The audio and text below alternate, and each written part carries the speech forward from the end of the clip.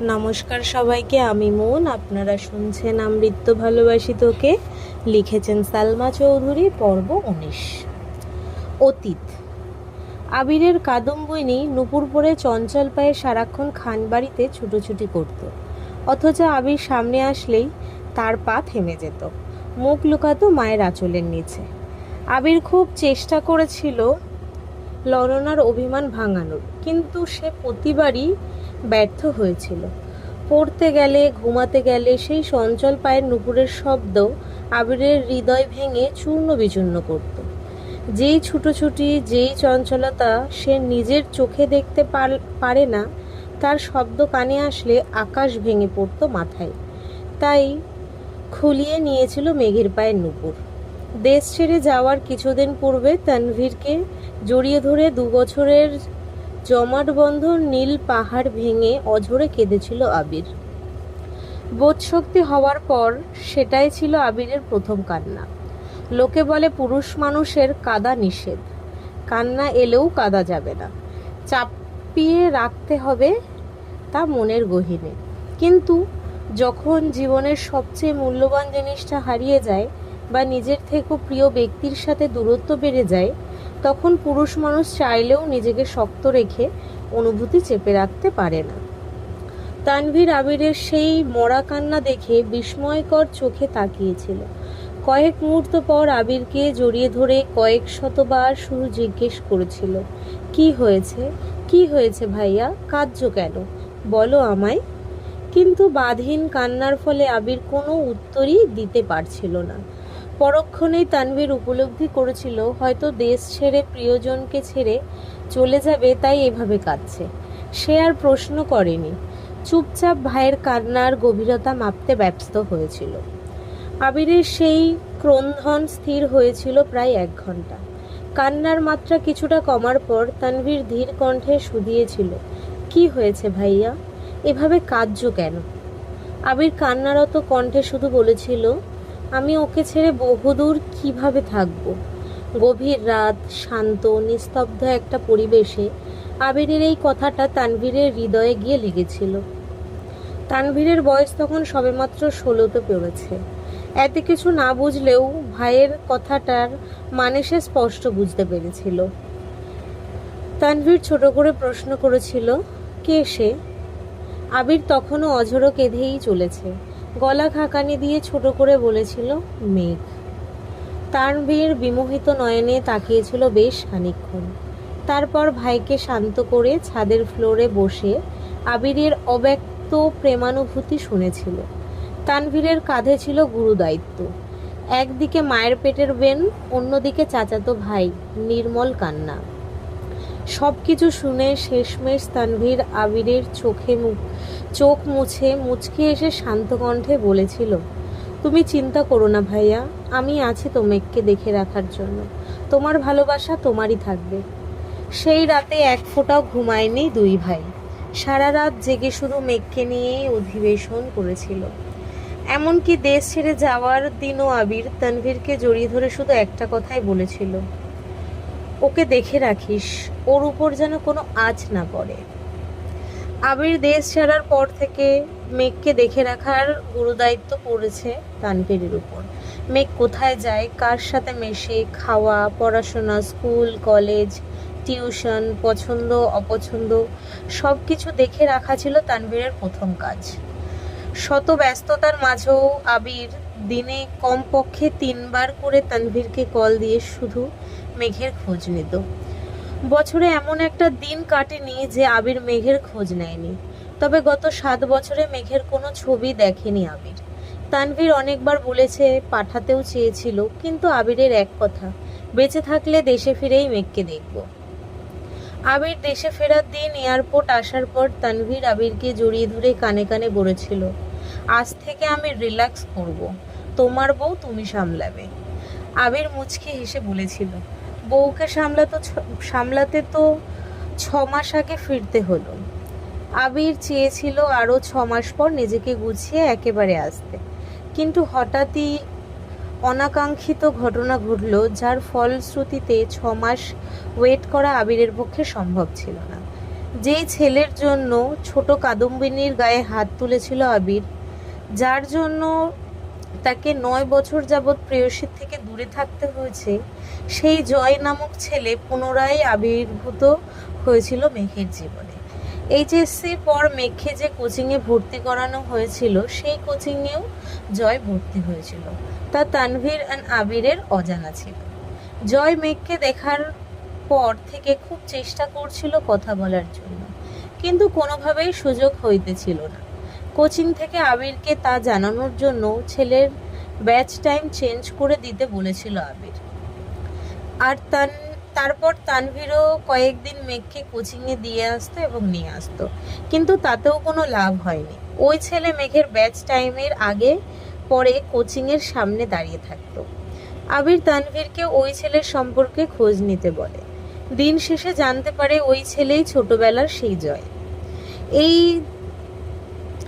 জানা মাত্রই আবিরের মাথার রক্ত উঠে গেছিল। এমার্জেন্সি ভিসা ম্যানেজ করে দেশে ফিরেছে। দেশে ফিরেই 9 বছরের রাগ, ক্রোধ, আক্রোশ সবটা ঢেলে জয়কে পিটিয়েছিল আবির। বর্তমান তানভীর ঘণ্টাখানেক মেঘের মাথায় জলপট্টি দিয়েছে, কিন্তু জ্বর যেন কোনোভাবেই কমছে না। হালিমা খান ঘুমিয়ে পড়েছিল। হঠাৎ সজাগ হয়ে তানভীরকে জলপট্টি দিতে দেখে উদ্বিগ্ন কণ্ঠে জিজ্ঞেস করলেন, কিরে তুই এখনো এখানে? সেই কখন এসছিস, খাবি না? তানভীর ছোট করে বলল, খিদে নাই। হালিমা খান পুনরায় বললেন, আবিরও মনে হয় খায়নি, 2 ভাই মিলে খেতে যা। তৎক্ষণাৎ আবিরের কথা মনে পড়ল তানভীরের। বিড়বিড় করে বলল, এই রে, ভাইয়া কোথায় আছে? সঙ্গে সঙ্গে বসা থেকে উঠে দাঁড়ালো। স্বাভাবিক কণ্ঠে মাকে বলল, আম্মু একটু পর পর বনুর জ্বরটা চেক করো, সমস্যা মনে হলে আমায় ডেকো। কোনো রকমে কথাগুলো বলে স্পিডে বের হলো মেঘের রুম থেকে। এক ছুটে চলে গেল আবিরের রুমে, কিন্তু আবির রুমের কোথাও নেই, ব্যালকানিতেও নেই। তানভীর রুম থেকে বের হয়ে করিডোর থেকে নিচে দেখল, নিচেও আবির নেই। তানভীর দৌড় দিল ছাদের দিকে। ছাদের দরজা থেকে চোখে পড়ল আবির সিঙ্গেল সোফাতে বসে আকাশের পানে মুখ করে বসে আছে। এক মুহূর্ত দেরি না করে তানভীর বৃষ্টির মধ্যেই আবিরের কাছে দৌড়ে গেল। ছোটাছুটির ফলে তানভীরের শ্বাস নিতে কষ্ট হচ্ছে। কয়েকবার ঘন ঘন শ্বাস ছেড়ে আবিরকে ডাকল, ভাইয়া বৃষ্টির মধ্যে বসে আছো কেন, রুমে চলো। আবির আকাশের দিকে দৃষ্টি রেখেই শক্ত কণ্ঠে উত্তর দিল, তুই রুমে যা। তানভীর পুনরায় বলল, প্লিজ ভাইয়া রুমে চলো, কি পাগলামি শুরু করছো তোমরা? আবির ক্রোধিত কণ্ঠে জবাব দিল, আমার জন্য মেঘের আজ এই অবস্থা, আমার মরে যাওয়াই উচিত। আবিরের অবেদিত কথায় তানভীরের প্রচণ্ড রাগ হলো। রাগে ফুঁসতে ফুঁসতে বলল, তোমাদের মরতে হবে না, আমিই মরে যাই, তাতে তোমাদের শান্তি হবে। আবির ধমকের স্বরে বলল, তানভীর। তানভীর ধীর কণ্ঠে বলল, আমাকে ধমকাচ্ছ কেন? বনু না হয় অবুঝ, পাগলামি করে ফেলেছে, তাই বলে তুমি কেন পাগলামি করছো ভাইয়া? তোমার কি এমন কাজ করা মানাচ্ছে? একটু থেমে রাশভারী কণ্ঠে পুনরায় বলল, রাকিব ভাইয়া তোমার অবস্থা দেখে ভয় পেয়ে আমায় কল দিছিল। তুমি যদি স্ট্রং না থাকো তাহলে মেঘকে সামলাবো বলো? তুমি তো জানো ভাইয়া, আমার জীবনে মেঘ আর তুমি সব থেকে কাছের মানুষ। তোমার বা মেঘের কিছু হলে আমি বাঁচতে পারবো না। প্লিজ পাগলামি করো না, রুমে চলো। প্রথম কথাগুলো শক্ত কণ্ঠে বললেও শেষ কথাগুলো বলার সময় তানভীরের গলা ভিজে আসছিল। আবির যেন বিগ্রহের ন্যায় বসে আছে। তানভীর বেশ কিছুক্ষণ শান্ত কণ্ঠে আবিরকে বুঝিয়ে রুমে নিয়ে গেছে। আবিরকে শাওয়ার নিতে ঢুকিয়ে তানভীরও নিজের রুমে গিয়ে ফ্রেশ হয়ে এসেছে। আবিরের মুখোমুখি তানভীর বসেছে। ছাদে অন্ধকার থাকার কারণে আবিরের অভিব্যক্তি বোঝা যায়নি। আবিরের চোখ মুখ ফুলে আছে, দেখে বোঝা যাচ্ছে বেশ খানিকটা সময় কেঁদেছে। তার উপর বৃষ্টি, এখনো চোখ টকটকে লাল হয়ে আছে। তানভীর আবিরের হাতটা সামনে এনে এপাশ ওপাশ ঘুরিয়ে দেখল। হাতের অবস্থা খুব খারাপ। তানভীর ওষুধের বক্স থেকে একটা মলম বের করে অল্প অল্প করে লাগিয়ে দিচ্ছে। আবির দাঁতে দাঁত চেপে তা সহ্য করছে। গত 1 ঘন্টা যাবৎ আবিরকে বুঝিয়ে তানভীর রুমে এনেছে। এখন কোনোভাবেই রিয়্যাক্ট করা যাবে না। তানভীর যথেষ্ট শান্ত আর হাস্যোজ্জ্বল একটা ছেলে, তবে রাগ উঠলে কেমন জানি গম্ভীর হয়ে যায়। আবিরের হাতে মলম লাগিয়ে তানভীর আস্তে করে বলল, ব্যান্ডেজ করে দিব ভাইয়া? আবির স্বাভাবিক কণ্ঠে জবাব দিল, ব্যান্ডেজ লাগবে না, খোলা থাকলে তাড়াতাড়ি ঠিক হবে। তানভীর স্বাভাবিক কণ্ঠে বলল, ভাইয়া খাবে না? আবির গম্ভীর কণ্ঠে উত্তর দিল, না। তানভীর কোমল স্বরে বলল, প্লিজ ভাইয়া, চলো না খেতে যাই। আবির নিরেট কণ্ঠে জানালো, আমি খাবো না বললাম তো, তুই খেয়ে নে। তানভীর বুঝতে পারলো ভাইকে জোর করে কোনো লাভ হবে না, তাই চুপচাপ রুম থেকে বেরিয়ে চলে গেল। আবিরের বাকি রাত কাটলো ব্যালকানিতে দাঁড়িয়ে। ধীরে ধীরে ভারী ভারী বর্ষণ কমেছে, ধীরে ধীরে বৃষ্টিও একসময় কমেছে। ফজরের নামাজ পড়ার জন্য আবির বাসা থেকে বেরিয়ে গেছে, ফিরতে ঘন্টা দুয়েক পর। প্রতিদিন সকালবেলা নিচে রান্না আর পেপার পড়ার ধুম লাগলেও আজ ড্রয়িং রুম সম্পূর্ণ ফাঁকা। আবির দীর্ঘ পায়ের সিঁড়ি দিয়ে উঠল। মেঘের রুমে সবাই হুমড়ি খেয়ে পড়েছে। আলী আহমেদ খান, মোজাম্মেল খান, ইকবাল খান থেকে শুরু করে বাড়ির 3 কর্তি, এমনকি মিম, আদি আর তানভীরও উপস্থিত সেখানে। মেঘ শঙ্কিত হয়ে রইল। সবাই যেন একজোটে মেঘের উপর হামলা চালাচ্ছে। মেঘ সবার দিকে বারবার তাকাচ্ছে শুধু। মোজাম্মেল খান রাগান্বিত কণ্ঠে প্রশ্ন করলেন, বৃষ্টিতে ভিজতে গেছিলি কেন? বৃষ্টিতে ভিজলে যে জ্বর উঠবে সেই বোধশক্তি কি তোর হয়নি এখনো? ইকবাল খান মোজাম্মেল খানকে শান্ত করতে ব্যস্ত। এর মধ্যে আলী আহমেদ খান ধীর কণ্ঠে বলে উঠলেন, এখন 1 মিনিট নষ্ট করা একটা দিন নষ্ট করার সময়। ইচ্ছেকৃত জ্বর বাঁধানো কি ঠিক হয়েছে তোমার? কথাটা শান্ত স্বরে বললেও এই কথার অভিপ্রায় অষ্টাদশীর বোধগম্য হলো। মালিয়া খান, আকলিমা খানও যেন একজোটে বিলাপ শুরু করেছে। যে যার মতো প্রশ্ন করছে, কোথা থেকে ভিজে আসছিস, কখন গেছিলি, ভিজলি কেন, আরো কত কত প্রশ্ন। মেঘ নির্বাক চোখে শুধু তাকিয়ে আছে। সে কি করে বলবে আবির ভাই অন্য কোনো মেয়ের প্রতি কনসার্ন? এইটা সহ্য করতে না পেরে এমনটা করেছে। হালিমা খাল কোমল কণ্ঠে বললেন, তোর জন্য খাবার নিয়ে আসি মা, অল্প খেয়ে নে প্লিজ। মেঘ সবার উপর উঠা রাগ যেন মায়ের উপর ঝাড়ল। কাপা কাপা গলায় চিৎকার দিয়ে বলল, বললাম তো খাবো না, তেতো লাগে সবকিছু। কথাটা ঠিক মতো শেষ করতে পারল না, আবির হাজির হলো রুমে। মেঘের দৃষ্টি আবিরের দিকে পড়তেই অকস্মাৎ কম্বল টানলো কপাল পর্যন্ত।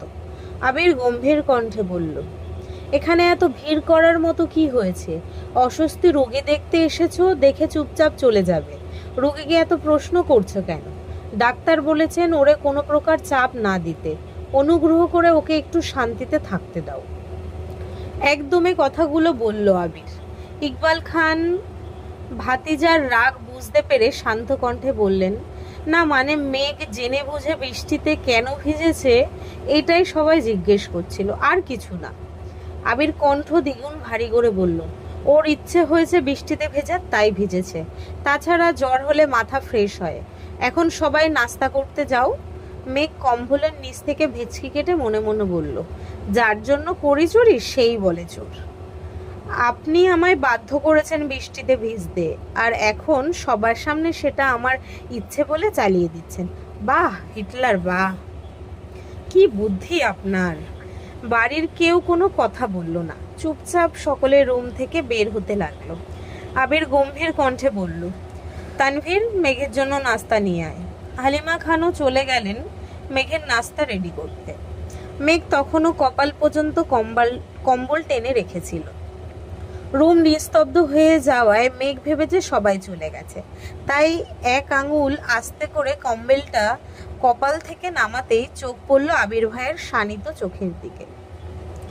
মেঘ আর আবিরের চোখাচোখি হতেই আবির একটা না দুবার ভুরু নাচালো। আবির ভাইয়ের এমন কাণ্ডে মেঘ হেসে ফেলল।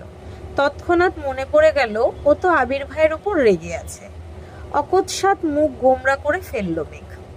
আবির চেয়ার টেনে মেঘের বিছানার পাশে বসে মৃদু কণ্ঠে শুধালো, এখন কেমন লাগছে? জ্বর কি কমেছে? মেঘ ওষ্ঠ উল্টালো, কিছু বলল না। আবির সহসা মেঘের কপালে হাত রাখলো, সাথে একবার গলায় হাত রেখে সঙ্গে সঙ্গে কপাল কুঁচকে হাত সরিয়ে নিল।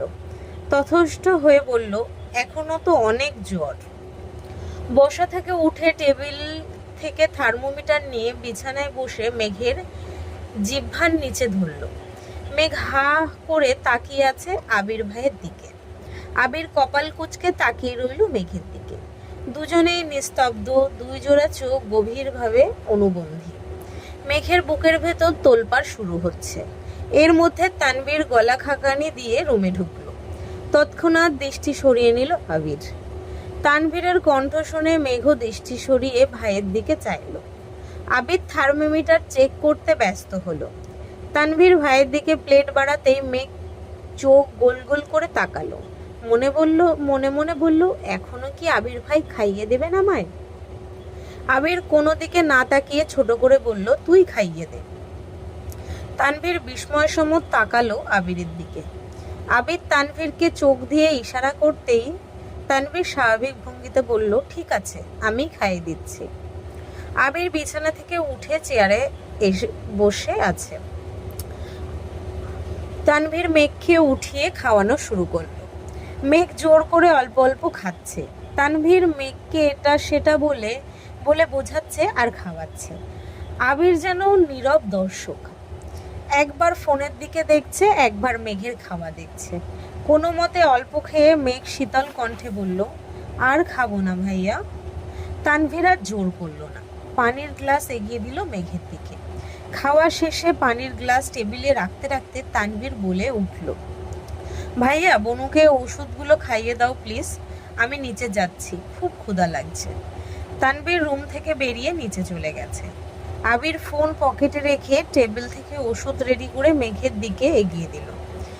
মেঘও মাথা নিচু করে ওষুধগুলো খেয়ে নিল। আবির নিরেট কণ্ঠে বলল, সাবধানে থাকিস। আবির চলে যেতে নিলে মেঘ আবিরের ডান হাত আঁকড়ে ধরে। সহসা আবির ব্যথায় উফ করে উঠল। মেঘ সঙ্গে সঙ্গে হাত ছেড়ে দিল। মেঘ ভেবেছে আবির ভাই হয়তো বিরক্ত হয়েছেন মেঘের ছোঁয়াতে। অকস্মাৎ মেঘের মনটা খারাপ হয়ে গেল। কাঁদো কাঁদো কণ্ঠে মেঘ বলল, আমি মরে গেলে আপনি। এতটুকু বলতেই আবির অগ্নিদৃষ্টিতে চাইল অষ্টাদশীর দিকে। মেঘ কথা অসম্পূর্ণই করতে পারল না। আবির রাগান্বিত কণ্ঠে বলল, চুপ। আবির দাঁতে দাঁত চেপে পুনরায় বলল, আর কোনোদিন যদি তোর মুখে এই কথা শুনি, তাহলে ওই দিনের তোকে মেরে বুড়িগঙ্গায় ফেলে দিয়ে আসবো। মেঘের ছোট হৃদয়টা আবির ভাইয়ের কথায় আবার চূর্ণ বিচূর্ণ হলো। একটু রম্য স্বরেও তো বলতে পারত, তা না মেরে ফেলবেন। মেঘের অক্ষিপট ভিজে আসছে। চিবুক নামিয়ে বিড়বিড় করে বলল, এই বাড়ির কেউ আমায় ভালোবাসে না, সবাই শুধু বকে। সবার রাগ ছাড়ার একমাত্র জায়গা আমি। কেউ কেউ তো আবার গায়েও হাত তোলে। শেষ কথাটা বলে আবিরের দিকে তাকালো। পল্লব ঝাপটাতেই গাল বেয়ে অশ্রু গড়িয়ে পড়ল। আবির অষ্টাদশীর মুখের পানে চেয়ে মনে মনে বলল, এই কেউটা তোকে ইচ্ছেকৃত মারতে চায়নি। এটা কি করে বোঝাবো তোকে? এই কেউটা যে নিজের থেকেও বেশি তোকে ভালোবাসে। তোকে মারার সাধ্য কি তার আছে? আমি পারছি না তোকে বুকে জড়িয়ে চিৎকার করে বলতে, তুই আমার সব কিছু, তোকে ছাড়া আমি নিঃস্ব। আবির বিছানার পাশে বসে গলা খাকানি দিয়ে তপ্ত স্বরে বলল, তুই হয়তো জানিস না, কারো অলিখিত কাব্য তুই,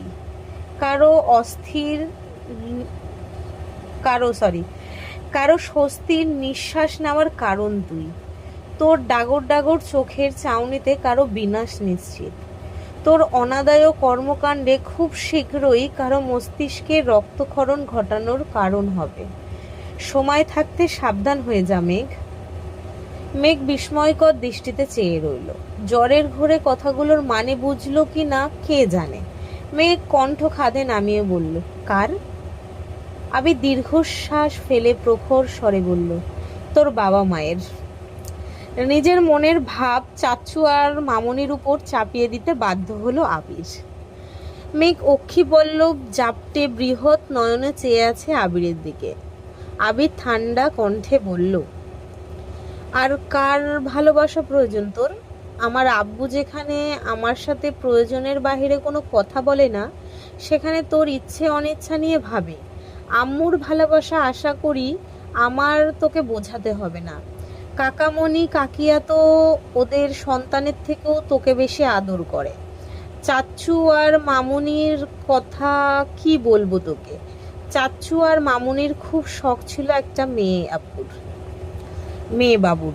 তোর জন্মের পর দুজন খুশিতে এত কান্না করেছে যে এলাকার মানুষ ভেবেছিল এই বাড়িতে কেউ মারা গেছে। তানভীর ছেলে হয়েও এতটা গুরুত্ব পায়নি যতটা গুরুত্ব তুই চাচ্চু আর মামুনির থেকে পাস। তানভীর জীবনে বাবা মায়ের পরেই তোর অবস্থান। মিম আদিত্য তোরই ভক্ত। খান বাড়িতে তোর যতটুকু অগ্রাধিকার তা আমাদের কারণেই। আর কার ভালোবাসা চাস? একসাথে কথাগুলো বলে আবির থামলো, তারপর দীর্ঘশ্বাস ছেড়ে বলল, উল্টাপাল্টা কথা ভেবে নিজেকে কষ্ট দেওয়া বোকামি ছাড়া কিছুই না। মেঘ ডাগর ডাগর চোখে তাকিয়ে চিন্তিত কণ্ঠে শুধালো, আপনার কথা বললেন না কেন? মেঘের প্রশ্ন শুনে আবির ঢুক গিলে কপাল কুঁচকাল। তারপর শক্ত কণ্ঠে বলল, তোর এখন রেস্ট নেওয়া প্রয়োজন। আবির চেয়ার থেকে উঠতে নিলে মেঘ আবিরের ডান হাতের 2 আঙুল আঁকড়ে ধরে। সঙ্গে সঙ্গে আবির দাঁতে দাঁত চেপে চোখ বন্ধ করে ফেলে। মেঘ সহসা আবিরের হাতের দিকে চাইল। আবিরের হাতের কাটা অংশ চাপ পড়ায় রক্ত বের হচ্ছে। সঙ্গে সঙ্গে হাত ছেড়ে দেয় মেঘ। মেঘ আর্তনাদ করে বলল, আবির ভাই, আপনার হাত এতটা কেটেছে কিভাবে? আবির তপ্ত স্বরে শুধু বলল, এমনি। আর কিছু না বলে রুম থেকে বেরিয়ে গেল। মেঘ নির্বাক চোখে তাকিয়ে আবির ভাইয়ের প্রস্থান দেখল। মেঘের মনে পড়ল মেইন গেটের পাশে দেয়ালে ঘুষি দেওয়ার কথা। ধরে নিল এর ফলেই আবির ভাইয়ের হাত কেটেছে। অষ্টাদশী জানতেও পারল না তাকে থাপ্পড় দেওয়ার অপরাধে আবির কত শত ঘুষিতে নিজেকে আহত করেছে। গতকালের ঘটনাগুলো পরপর মনে হতেই মেঘের নিজের উপর বড্ড রাগ হলো। আবির ভাইয়ের অনুভূতি জানতে চাওয়া কি দরকার ছিল? রাগে নিজের গালে থাপ্পড় দিতে ইচ্ছে হলো মেঘের। আবির ভাই জান্নাত আপুকে পছন্দ করলে মেঘের ব্যাপারে কোনো অনুভূতি থাকবে না, এটাই তো স্বাভাবিক। আবিরের সাথে এই জীবনে কখনো মেঘের সুসম্পর্ক ছিল বলে মনে পড়ছে না মেঘের। এই হিটলার স্বভাবের ব্যক্তির জন্য আজ সে জ্বরে ভুগছে, এটা ভাবতেই মাথার রক্ত উঠছে। আবির মেঘের রুম থেকে বেরিয়ে নিজের রুমে গেল। একটা তালা নিয়ে ছাদের গেটে তালা ঝুলিয়ে দিল। তারপর নাস্তার টেবিলে চলে গেল। ততক্ষণে নাস্তার টেবিল ফাঁকা হয়ে গেছে। 3 কর্ত্রী রান্নাঘরে কাজ করছে আর এটা সেটা নিয়ে কথা বলছে। আবির রান্নাঘরের সামনে গিয়ে রাশভারী কণ্ঠে বলল, ছাদের গেটে তালা দিয়েছি, তোমাদের কারো ছাদে যাওয়ার প্রয়োজন হলে আমার রুম থেকে চাবি নিয়ে যেও। আকলিমা খান চিন্তিত কণ্ঠে শুধালো, মেঘ কি রাতে ছাদে গিয়ে ভিজেছিল? আবির উপর নিচ মাথা নাড়ল শুধু। মালিয়া খান হালিমা খানের দিকে তাকিয়ে বললেন, যে মেয়ে ভূতে ভয় পায়, সন্ধ্যার পর বৃষ্টি হলে কানে আঙুল দিয়ে বসে থাকে, সেই মেয়ে এত রাতে ছাদে গেল কিভাবে? হালিমা খান নির্বাক চোখে তাকিয়ে রইল মালিহা খানের দিকে। এই প্রশ্নের উত্তর ওনার কাছেও নেই। আবির কণ্ঠ দ্বিগুণ ভারী করে বলল, তোমাদের এসব নিয়ে গবেষণা করতে হবে না, যা হওয়ার হয়েছে। মেঘকে এই বিষয় নিয়ে আর কোনো প্রশ্ন করবা না। ছাদে না যেতে পারলে এমন কাণ্ড আর ঘটাতে পারবে না। এই টপিক এখানেই শেষ। আবির চুপচাপ নাস্তা করে নিজের রুমে চলে গেছে। তানভীরের সারাদিন কাটলো চায়ের পর চা খেতে খেতে। আবিরের জন্য ঘন্টা খানেক তানভীরকেও বৃষ্টিতে ভিজতে হয়েছিল, যার ফলস্বরূপ গলা ব্যথা সর্দির উপক্রম হয়েছে। বিকেলে আবার এমপির সম্মেলনে যেতে হবে, তাই চা কফি খেয়ে গলা ঠিক রাখছে। দুপুরে খাবার খেয়ে বেরিয়ে পড়েছে সম্মেলনের উদ্দেশ্যে। আবির সারাদিনেও রুম থেকে বের হলো না। 3টার দিকে মালিয়া খান আদিকে পাঠিয়েছিল ডাকার জন্য, কিন্তু আবির ঘুমাচ্ছে দেখে আদি দরজা থেকে চুপচাপ চলে আসছে। আরও কিছুক্ষণ পর বাধ্য হয়ে মালিয়া খান নিজেই সিঁড়ি দিয়ে উঠে গেলেন ছেলের রুমে। দরজা থেকে একবার আবিরকে ডাকলো, কিন্তু কোনো সাড়া নেই। মালিয়া খান ছেলের কাছে গিয়ে বাহুতে হাত দিতেই আটকে উঠলেন। জ্বরে আবিরের গা পুড়ে যাচ্ছে, ডান হাত ফুলে গেছে কনুই পর্যন্ত। মালিয়া খান এই যে ছেলেকে ডাকছে, আবির জ্বরের ঘোরে কিছুই বলতে পারছে না। মালিয়া খান রুম থেকে বেরিয়ে হাঁকডাক শুরু করলেন। ইকবাল খান সোফায় বসে টিভি দেখছিলেন। ভাবির ডাক শুনে দৌড়ে গেলেন। মেঘ ঘুমাচ্ছিল। হালিমা খান মেঘের মাথায় জলপট্টি দিচ্ছিল। বড় জায়ের আর্তনাদে মেঘের রুম থেকে বেরিয়ে ছুটে গেলেন আবিরের রুমে। আবিরের মুখমণ্ডল অন্ধকার হয়ে আছে। হাতের ব্যথা সাথে দীর্ঘ সময় বৃষ্টিতে ভেজার ফলে এই দশা হয়েছে। ইকবাল খান সঙ্গে সঙ্গে ডাক্তারকে কল দিয়েছেন। ঘণ্টাখানেকের পরিস্থিতি শান্ত হলো। আবিরকে ব্যথার ওষুধ খাওয়ানো হয়েছে। মালিয়া খান ছেলের মাথায় জলপাট্টি দিতে ব্যস্ত হলেন। হালিমা খান বেরিয়ে মেঘের রুমে গেলেন। ততক্ষণে মেঘের ঘুম ভেঙে গেছে। হালিমা খানের থমথমে চেহারা দেখে মেঘ শঙ্কিত হলো। উদ্বিগ্ন কণ্ঠে শুধালো, কি হয়েছে আম্মি? হালিমা খান মেয়ের কাছে বসতে বসতে বললেন, তোরা 3 ভাই বোন মিলে কি শুরু করছিস বলতো? মেঘ স্বাভাবিক কণ্ঠে বলল, কেন, কি হয়েছে? হালিমা খান তপ্ত স্বরে বললেন, এদিকে তোর অবস্থা খারাপ, ওদিকে তানভীরের লাগছে সন্ধি। সকাল থেকে চা কফি খেতে খেতে কিছুক্ষণ আগে বের হলো, এখন আবার আবিরের। মেয়ে কাঁদকে উঠে প্রশ্ন করলো, কি হয়েছে আবির ভাইয়ের? হালিমা খান কোমল কণ্ঠে বলা শুরু করলেন, রাত থেকেই তো ছেলেটা দৌড়ের উপর। বৃষ্টিতে ভিজে অফিস থেকে আসছে, তারপর তোরে ছাদে থেকে রুমে এনে রেখে ডাক্তার আনতে গেছে, আবার ডাক্তারকে দিয়ে ঔষধ নিয়ে আসছে। কিভাবে যেন হাত কাটছে, সেই হাত ফুলে ব্যথায় এখন জ্বর উঠে গেছে। জ্বরে চোখ খুলতে পারছে না ছেলেটা। মেঘ মায়ের দিকে ড্যাব ড্যাব করে তাকিয়ে আছে আর মনে মনে ভাবছে, আবির ভাই আমার জন্য এত কিছু করেছে। আজকের পর্ব এই অবধি। আবার নতুন পর্ব সবাই কালকে পেয়ে যাবে। যদি সবার ভালো লাগে লাইক কমেন্ট শেয়ার করে দিও, আর যদি ইউটিউব থেকে শুনছো তো সাবস্ক্রাইব করে দিও, আর যদি ফেসবুক থেকে শুনছো পেজটাকে ফলো করে দিও। আরও ভিডিও পেতে সবাই একটু চ্যানেলটাকে ফলো করো। আজ আসছি, ধন্যবাদ সবাইকে।